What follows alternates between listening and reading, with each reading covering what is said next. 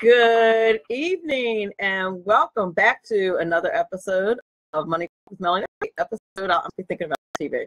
Another edition of Money Talk with Melanie. I am your business diva, Melanie, and I'm broadcasting to you live from the beautiful Cape May Courthouse, New Jersey. Well, it's Cape May, New Jersey. No one knows where courthouse is. Last time I said that, somebody, oh, Steve Beeman's here. Hi. Chris Harris is here. Hello. We're streaming live on Facebook.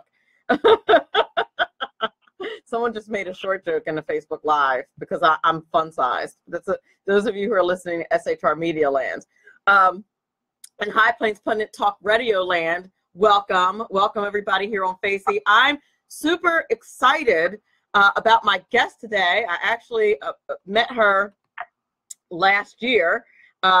Former Lieutenant Governor Jennifer Carroll, who is, I met her appropriately so at a Trailblazers event. It was just an event for people who trailblaze, and she definitely is one. We're going to talk tax reform, and I think, you know, she has a perspective and an angle that is different from most of your typical political pundits, if you will. And I know that, you know, we talk about tax reform all the time here on the show, but we've mostly talked about it with, you know, number crunchers and economists. Not that there's anything wrong with them, but from somebody who's been deep into the political side and who is a conservative, not just a Republican. Kenneth McClinton is here. Well, hello. Not just a Republican, but an actual conservative, and believe you me, there is a difference. I'm very excited about getting her angles and thoughts and opinions on what's going on with this tax reform bill. If you are not familiar with Lieutenant Governor Carroll, I'll give you just a little bit of her bio. She's had a long and distinguished career. Not only in civil service, but in the military and the private sector as well. She's a former senior advisor to Global Digital Solutions and former president and CEO of North American Custom Specialty Vehicles. She's always sought ways to increase military operations in Florida, where she resides. Doesn't everybody want to reside in Florida? That's where all the beautiful people live, by the way, just saying. And she's protected the Florida military bases from encroachment, which is so important. She's also increased commercial space activity, which enabled displaced shuttle workers to find jobs. While serving as a member of the Florida House of Representatives, she sponsored a $203 million jobs package to provide tax credits to encourage companies to hire Floridians who were out of work. In addition to all of that, Mrs. Carroll is a highly decorated retired Navy veteran. Thank you for your service, ma'am. She's on the line, by the way, ladies and gents. Thank you so much. Who's rose from an enlisted jet mechanic to retire as lieutenant commander after 20 years. In other words, she rocks hard, ladies and gentlemen, and that's why I am very excited to have her on the show. How are you? I am blessed. How are you doing, Melanie? I'm doing great. I'm excited to have you on the show. If it wasn't for, I appreciate that. I think if I did not have such a fantastic guest, I wouldn't even be like so hyped for my show today. I'm serious. Well, we have an interesting subject to discuss as well, and it's often confusing when the politicians speak to the people, and the people that have not been involved in politics, when they hear the sound bites from these politicians, they get confused. And when they hear the soundbite from the media, which the media is trying to prevent President Donald Trump from appearing to be in a successful trajectory, whether it's the unemployment numbers going down, the economic recovery, we're seeing a bounce with that, where money is being stimulated into the economy and people finding jobs. They don't want that level of success to be exposed. So therefore, you'll hear the Nancy Pelosi and the Chuck Schumer talk about this is a tax cut for the rich. But for people that are working and paying taxes, I think they ought to look at their pay stubs and see how many different forms of taxes is being taken out. And if these particular line items of taxes is reduced, that is more take-home pay that they will realize for their families. The additional thing is you also don't want that money to be where the economy is not doing well and things are costing more, because then it ends up being a wash if you're making more money and you have to spend more money. So it's very, very confusing for folks to really get a grasp of, is this going to help me or not? In the long run, it's going to help almost everybody that's working and paying into the system. A lot of people think that, well, I'm working, but I'm getting a child tax credit back. It's not really a credit. It's more like a rebate, because you haven't paid into that. You're getting more back than what you paid into the system. Yes.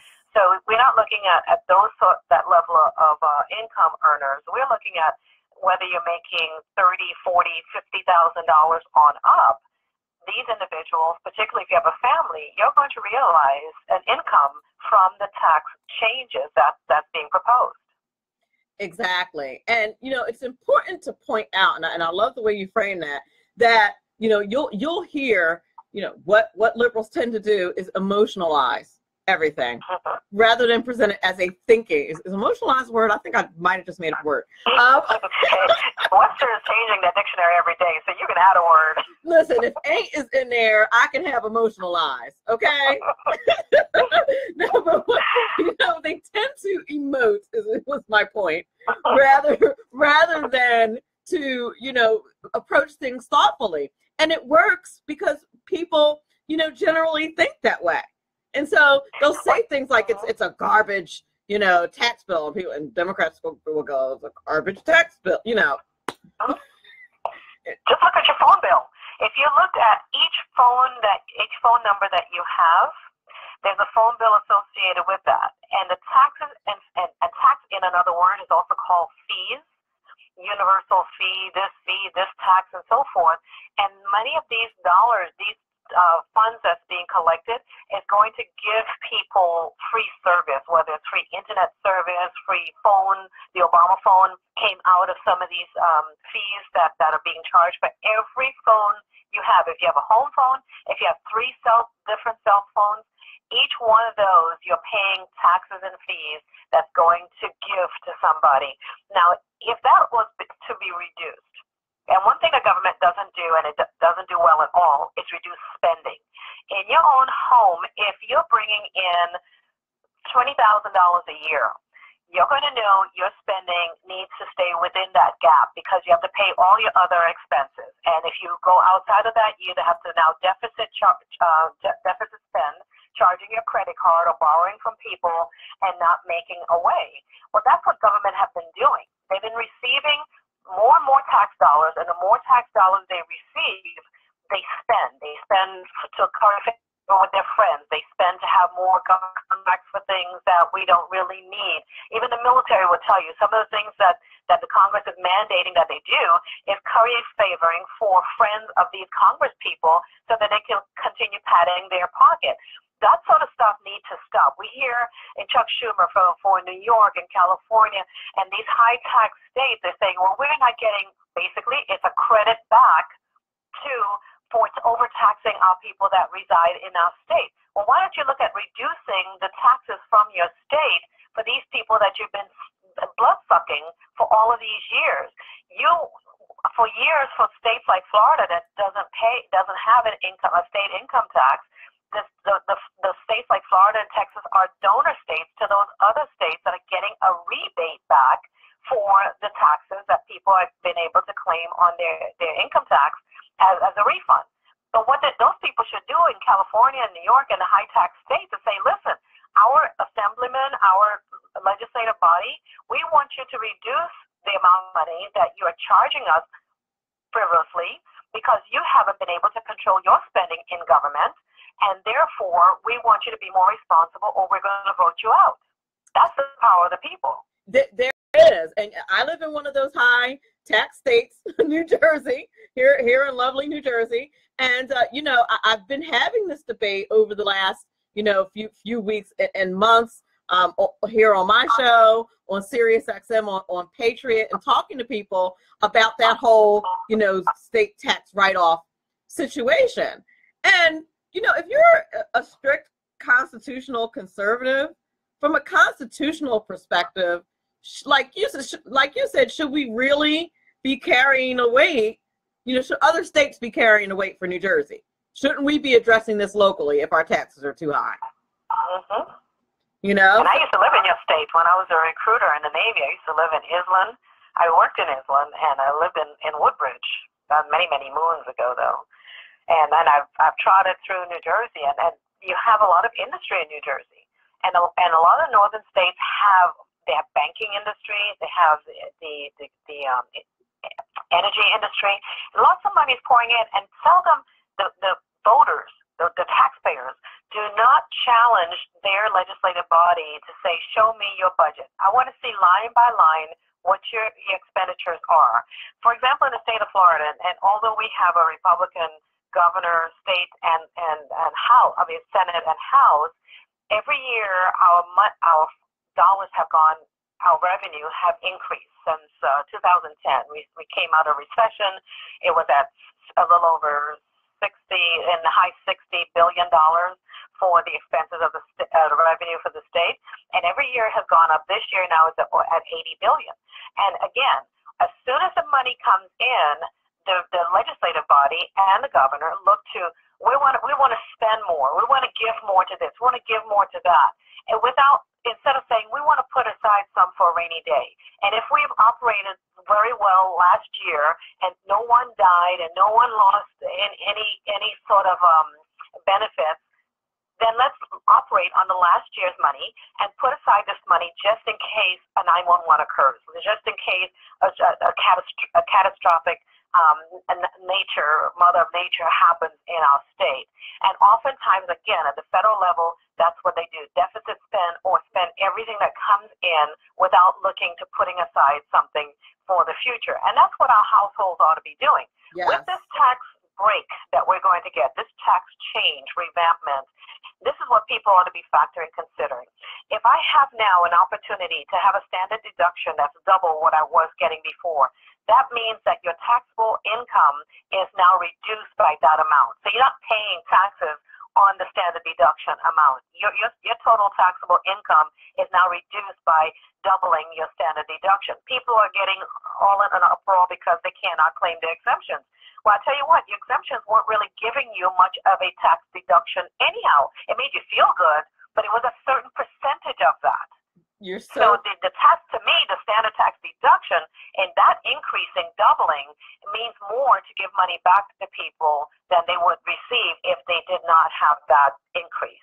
You're exactly right. And, part of what I feel like our stumbling block is, or one of the stumbling blocks is for Republicans, is trying to explain that without getting too far in the weeds, and I think President Trump has it right, quite frankly. I mean, there are times where he makes me want to, smack my in your face palm regularly. But that being said, the simplification of his message, which is constantly there's going to be big tax cuts, really is the Democrat version.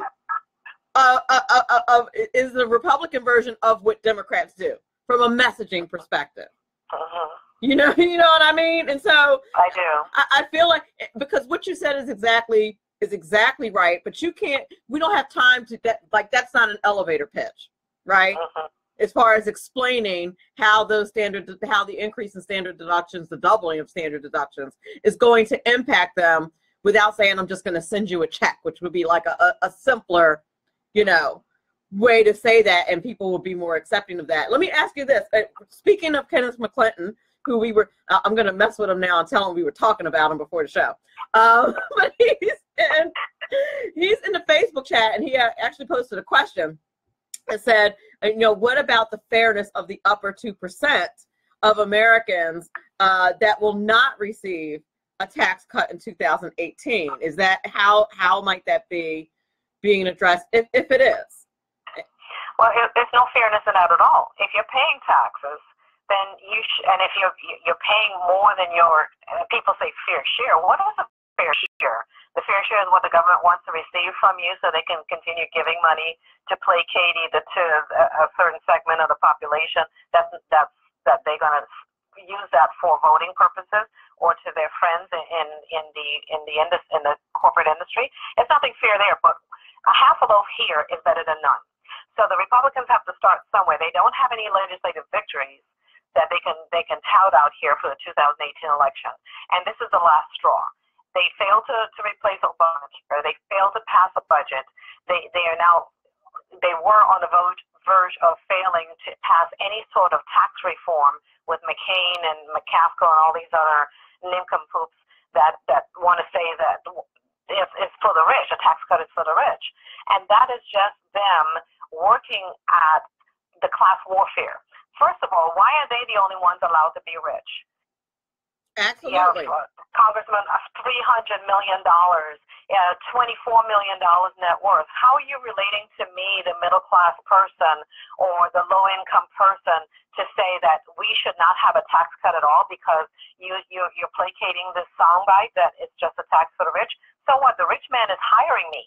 So if you're going to give him a break, that means I'm going to get more pay in my pocket, or I'm going to have be able to get my son or daughter that's graduating from high school or coming out of college a job. That should be the thought process. The other thing too, which one of us get up every day, go to work and work hard and come home and say I'm working to be poor?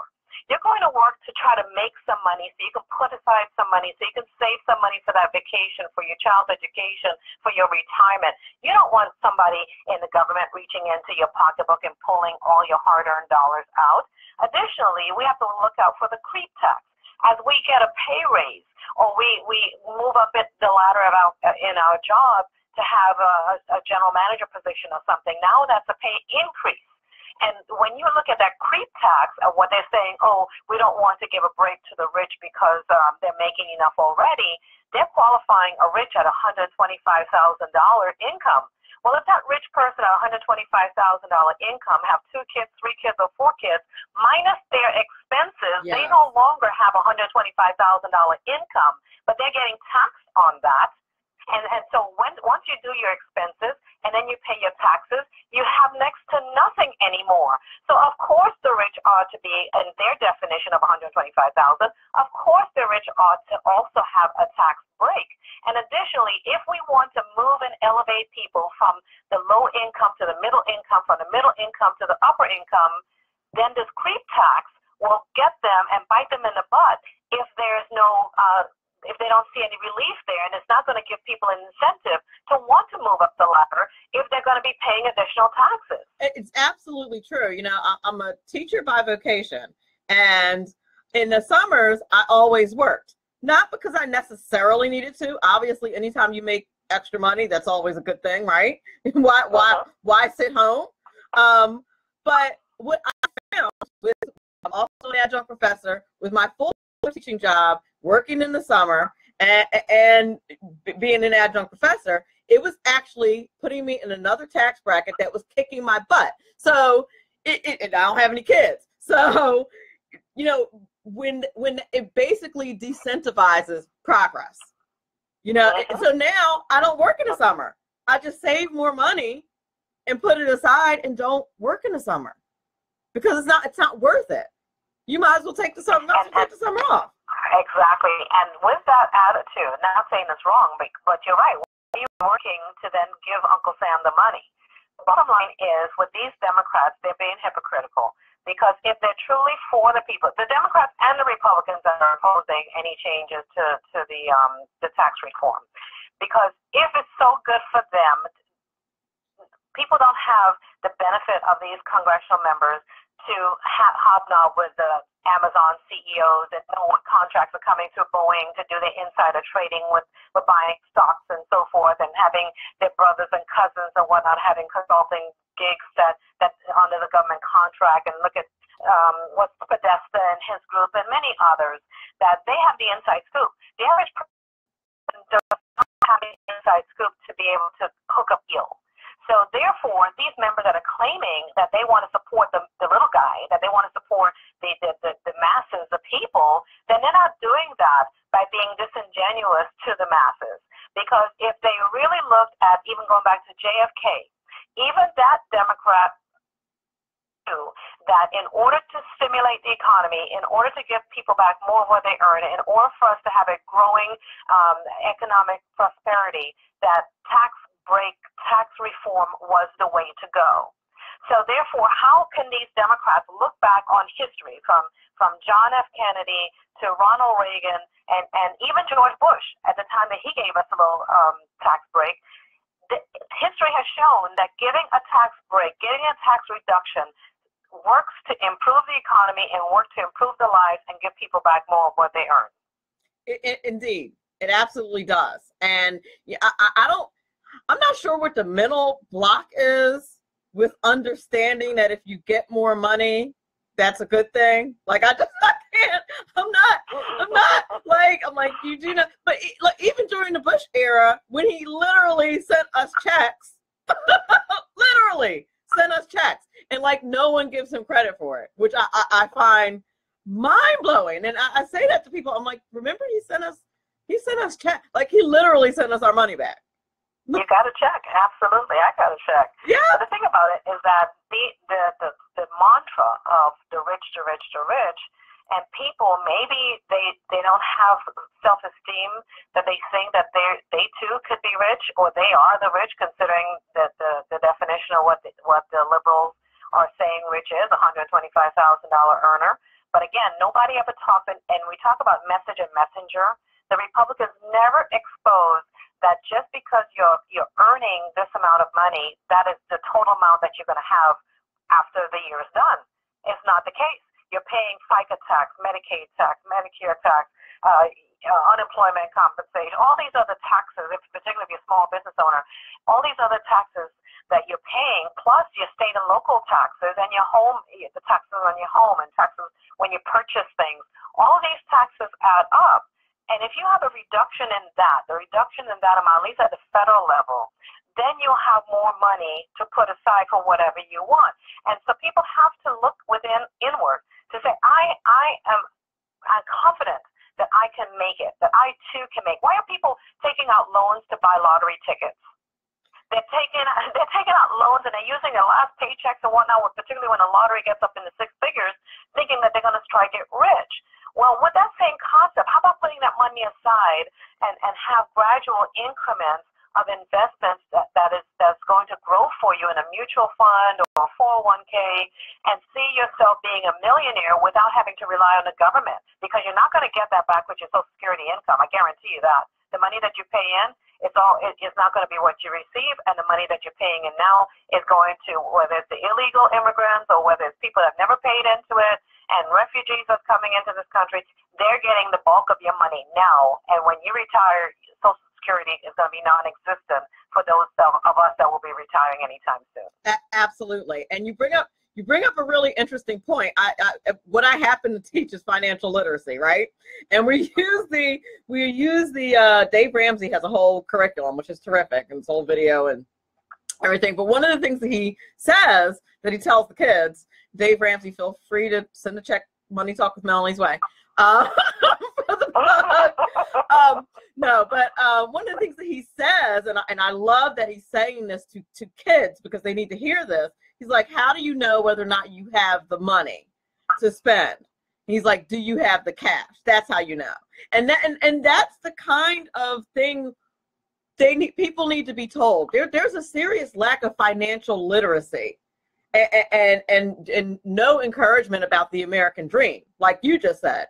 And you know, your Dave Ramsey's of the world, and Mark Cuban's, we're broke at one time. We're heavily in debt at one time. Till they got their act together. Absolutely. Even what many millionaires that are millionaire now started somewhere on the bottom. Very few started with money, like the Trump heirs, they started with money. But many do not start with anything. They have a great idea. They could create a need that people want, and people buy for that, whatever that access to that product may be. But go back to the taxes. When people receive a refund at the end of the year, the next year when they file their taxes, they're going to be giddy. First of all, you worked all year long, and that money did not change your life whatsoever. Your life was what it is. You survived.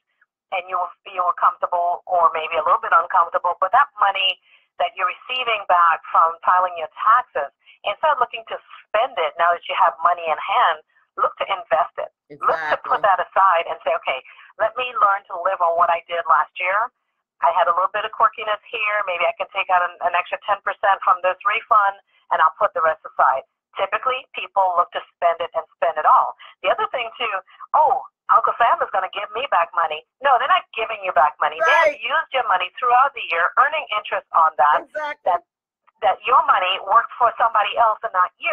How about reducing the number on your W-4 so that you can get more of your money back throughout the year, and you can put aside a little bit more for saving. You're Folks don't think about that. You're exactly right. I'll tell you, my very first serious job was working for a millionaire. I was his executive assistant, and my first year working for him, he gave me a $5,000 bonus, which does not happen in the public sector, by the way. looking forward to getting back to the private sector myself. And now I'm 22, 3, okay? He gives me a $5,000 bonus, and he calls me into his office. He sits me down, and he's like, okay, I'm going to give you your review and give you your bonus. Hands me a check for $5,000. He's like, now, before I give you this, I'm going to tell you what to do with it. I didn't know what to do with it. Introduced me to something called a star investment fund. Introduced me to things like investing and saving and what a money market is. Best thing the man could have ever done for me was way more valuable than that $5,000. Was to give me that free advice, but people don't think that way, unfortunately. You brought up small businesses in one of your comments, and Ken McClinton asked in the Facebook chat, I'm streaming this live on Facebook, he asked, should small businesses like his pay the proposed big company tax rate of 20% or be gratified with a tax rate of 25% via their personal income tax? That's a great question, actually. Well, no, I don't know how small Ken's is. Ken's business is all of one. He should be at a LLC or S corp, and so he should be paying the individual rate rather than the corporate rate. But the corporate rate, people, and again, going back to the argument as to why not do anything, and that's a Democrat's mantra. Let's not do anything. Keep everything the way it is, just like it was with the Obamacare. Even though we know people are hurting, we know they can't afford it. They're priced out the market. They'd rather pay the penalty than buy the insurance because they can't afford it. Keep it the way it is. And same with the tax reform. Even some Republicans keep it the way it is. We don't, tax for the rich, so leave it the same way. And with our LLCs and our S corp and our partnership companies, the small business make up about, I've heard about 60% of the employers in this country. Yes. So why would you want them to be taxed at a higher rate of the corporations that are making gazillions of dollars and have multiple opportunities to money? A corporation in the States is paying too much taxes, they can easily set up their headquarters in another country and have a lower rate of taxes that they're paying. So it behooves the government to make sure that the small business owners that are employing less than 50 or around 100, those are the ones that are getting max benefit from the taxes because they're hiring more of the people and the people locally, the people in your communities. And people don't really realize once the people think of corporations, they think of big old brand buildings that you see of Aetna and SunTrust and things like that. But you have smaller corporations that are S corp, paying at the individual rate depending on the size of their company. But that helps the economy really flow around, and it provides jobs to your local citizens. Because this is where people go into school, high school students, and you're talking mom and pop that are living and hopefully they can work closer to where they live because that adds to the quality of life. If you have to travel 60 miles round trip every day or 80 miles round trip every day and then get stuck in traffic adding more time to your commute, that doesn't add to a good quality of life either. Tell me about it. That's basically what I do. That's the price. The price I pay for living in beautiful Cape May. It is insane. It's absolutely insane. But typically, can move to Florida then. Come on. Listen, I've been getting proposals from all over the country, places to move. Texas is a big one, too. But it is. You know, my son was playing football over in Texas, and I didn't get a warm sense of in Texas. Maybe it was just the area where I was. It just was it was so spaced out. The roadways, I didn't like the idea of all these toll roads. If you wanted to move about quickly, you had all these toll roads that just could not be ignored. And I just didn't get that warm sense. I guess maybe the southern comfort down here that I feel in Florida. Well, I'll tell you, last time I was in Florida, no, that's not true. It wasn't the last time, but I was in Miami at once. Oh, that's a different world down there, though. Oh, listen, I've never felt ugly in my life. I legitimately felt ugly in Miami. I'm like, why? That's a different world down there. Why is everybody? Movie stars are making 10 cents, but they looking like movie stars. I'm like, how's everybody gorgeous? Like, how is that possible? Like, there's literally not one. There's like nobody with one eye in a unibrow. Like, everybody is just like this gorgeous caramel color and beautiful, like you. Everybody looks like everybody's just super pretty. It's ridiculous. I was like, I love it down here. We do have a lot of foreigners that come down into here from Brazil and El Salvador, and we have a lot of foreigners that are down in the southern end of the state. But you hit middle state, northern Florida, you have more of the traditional Florida. You do, and I'm like, I'm going back to New Jersey with the rest of my ugly brethren and sisters. Oh, I'm out of here. Exactly. You people are too pretty and in shape for me. I gotta go. No, I do absolutely love it there. When we get back, we're up against the break, but I want to talk about the vote. The vote is coming up, and I want to talk about how you think it looks, because you're a lot more optimistic than I am. We talked about it a little bit before the start of the show, and I want you to tell the audience why, because I'm sure that I'm not the only one who's feeling a little nervous about this vote. So on the other side of the break, we'll talk about that. Thank you so much. We'll be back in a few minutes. You're listening to Money Talk with Melanie. I am your business diva, Melanie Collette, and we will be back in a few short moments.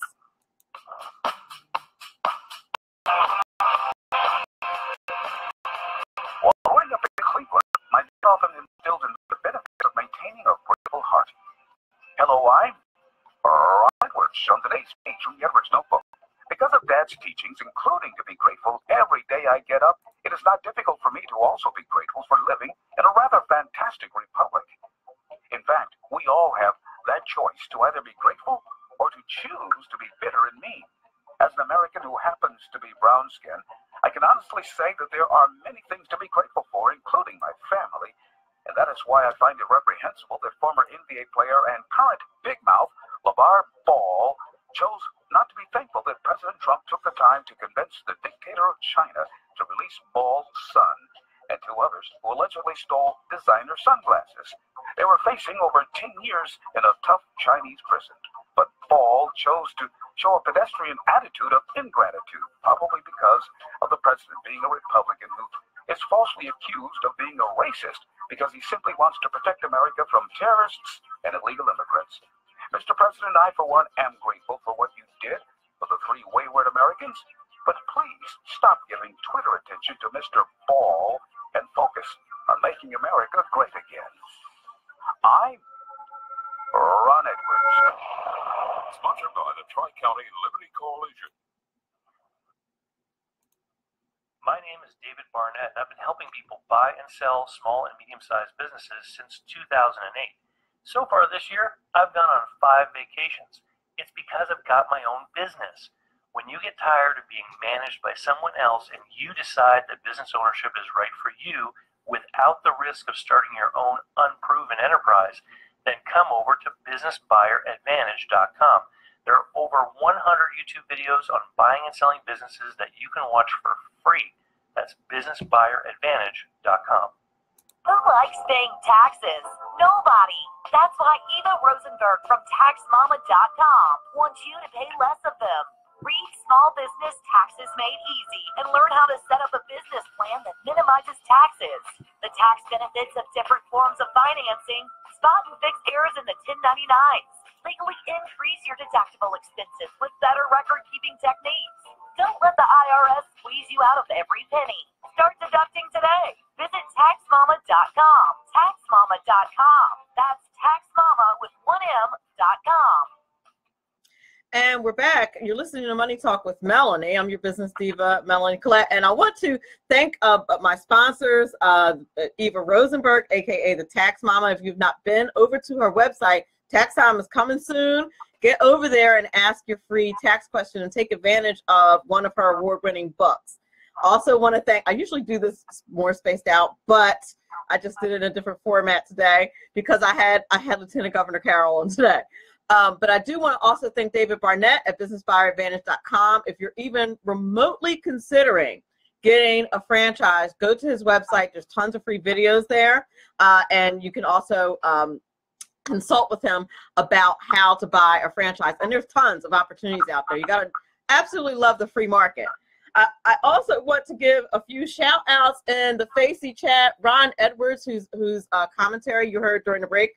This, by the way, Ron, that's like my favorite. It's going to be my favorite Ron Edwards notebook ever because you said something about President Trump's tweets. I think I'm just going to play that every week from now on. I'm never playing another Ron Edwards notebook. I'm kidding. You know, Ron Edwards and I have had this discussion about that. Kenneth McClinton, the person who's in the chat and the person for whom, were it not for him, Money Talk with Melanie would not exist. His creation from his mind. The Unpleasant Blind Guy, Dave Milner. How are you, darling? Good to see you. Silvio, Thomas, Doug. Hi.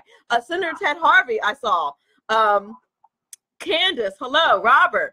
Anybody else I didn't mention this because I can't see you, and I'm sorry if I forgot you. Please, I didn't forget you. I just didn't see you. But thank you so much for listening in and watching on Facebook. I truly do appreciate it. Marie Anderson, I see as well, and Dwayne, I see you too. All right, so anyway, getting back to our conversation. The vote is coming up. They're trying to get it done by this weekend. What do you think? I don't know about this weekend, but I see them voting in favor of tax reform. Now, keep in mind that the vote came out the House. The bill was passed out of committee today, and it's going to move forward. The Senate, after voting on their version of the bill now goes into conference. So both the House and the Senate bill will look completely different, maybe, hopefully not too drastic, but will look different than the both bills that were passed out of both chambers. So just for folks to keep that in mind and not get their shorts in a wad for just yet. But I like the fact that the alternative minimum tax, which has been penalizing and really strapping the middle class and having them pay more taxes, that is going to be in there. Hopefully it stays in there to do away with. Yes. I hope that the mandate for purchasing Obamacare or healthcare goes away, because that has been really been a financial strap for a lot of people. And people don't realize that with President Trump, when he changed the rules allowing small groups to pool together and create healthcare on the open market, that people can look.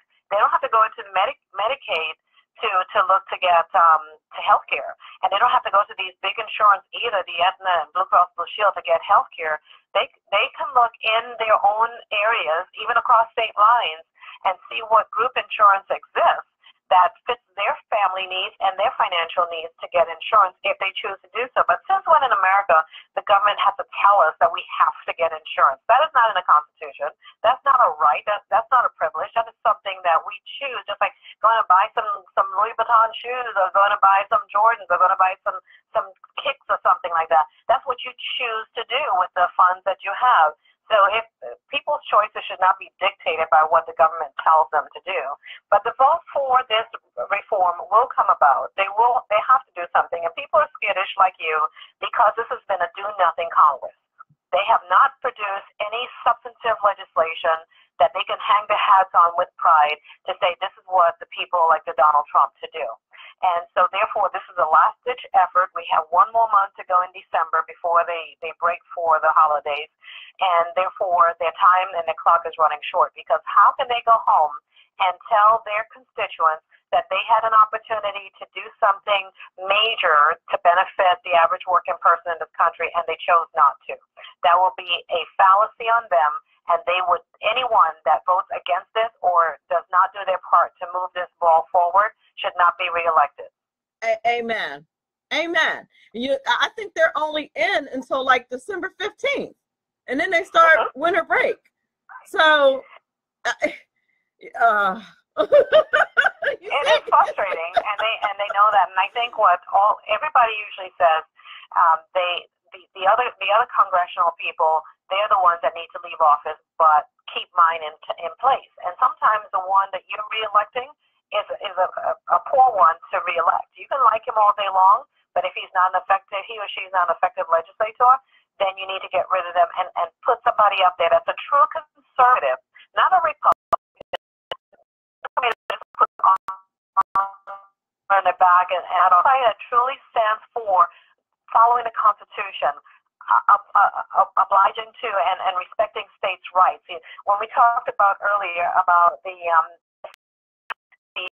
increase of taxes in these states, when the states want the federal government, which the federal government is the hardworking taxpayers that's pouring their money into the system, they want to get that as a rebate, a refund back to their people that live in their states. Well, that is wrong.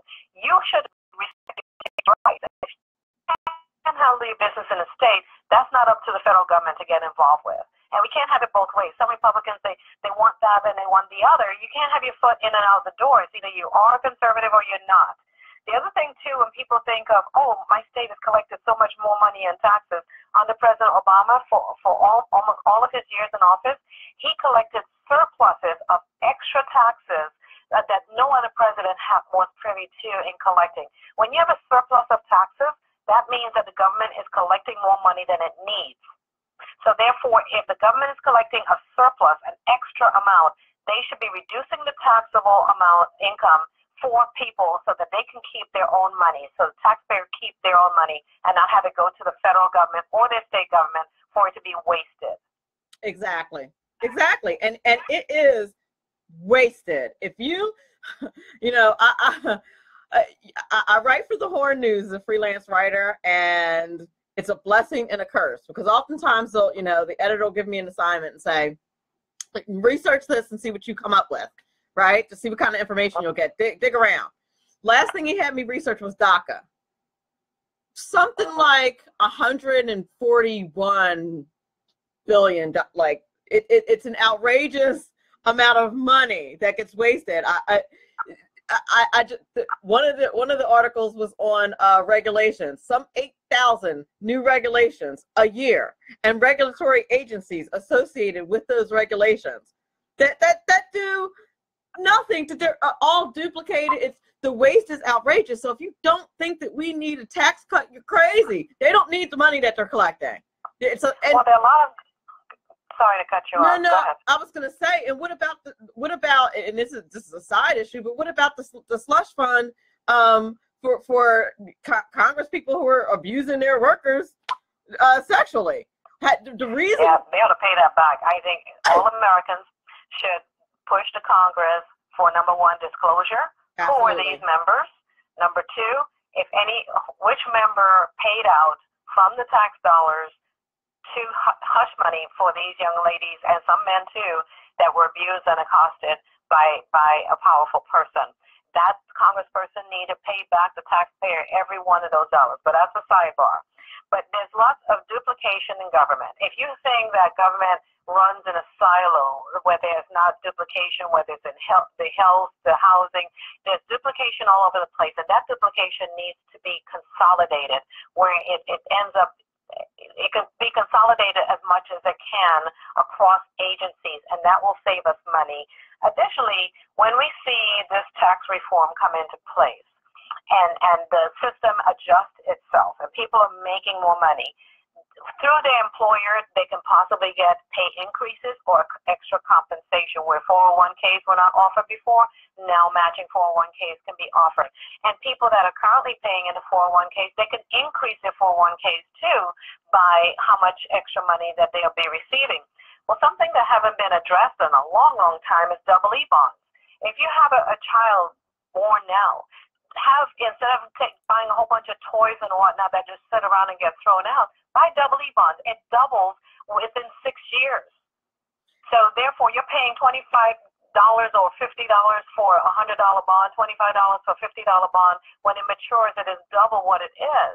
And this is it item. Actually, they also have an education. I think it's a triple E bond. So once you're using it for education, you don't pay taxes on that money. So when we have people going through college and they're taking out all these loans, it's because you haven't planned.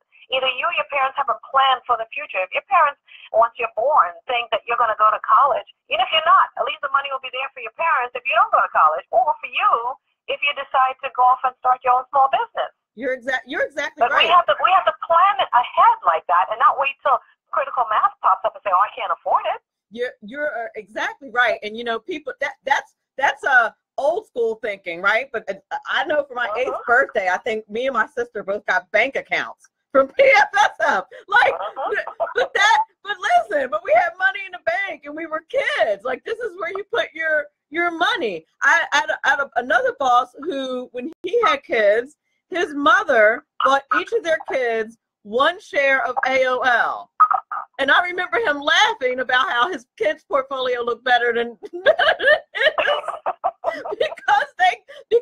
his mother had the forethought to say, you know what, I'm going to get them an investment and at the same time teach them, a lesson about investing by buying them 1 share of AOL when they were born. Like, that was like their birthday present, so to speak. And yeah, their portfolio probably looks better than a whole lot of ours. Well, folks today, and even some of the older folks, I can't even blame the millennials because they're mimicking too what some of their parents are doing. They want to get things now. They want to get rich now. That's why people playing the lotto and many of these games, because they want to get rich now. But if you don't have a mindset as to how to save it and put it aside, you don't go blasting to the world, "Oh, I'm a millionaire now. I just won $5 million. Look at me," and how many cars you're going to buy and how many clothes you're going to go out there and get. And within 5 years, you're broke. Absolutely. We develop that mindset of saving. And that's what we ought to be putting into the heads of our elected officials. Saving. Yeah. Stop spending our hard-earned money. Put it aside or reduce my taxable amount, my tax rate, so that I can keep my money because I know better to do with my money than you do. Absolutely. And for all the people who, and there are many out there, another advice I got from a wealthy person. Do you know that I've never received awesome financial advice from someone who was broke? I just realized that. Another tip that I got from someone who had money, a boss of mine, he said to me, listen, I think I was complaining, I was talking about my tax return.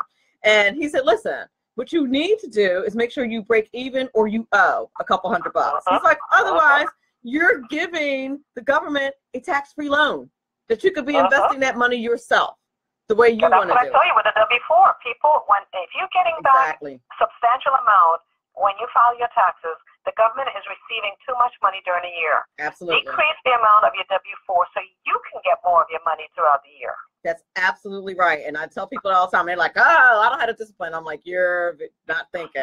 You're being very short-sighted." That's laziness, because you can go on the internet and Google almost anything, and the YouTube explanation, and don't discount our libraries with all written literature. Yep.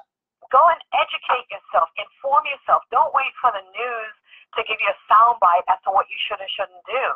God gave us a brain, our own brain, to use. Let's use it wisely for good so that we can utilize those tools that He's given us so we can empower ourselves.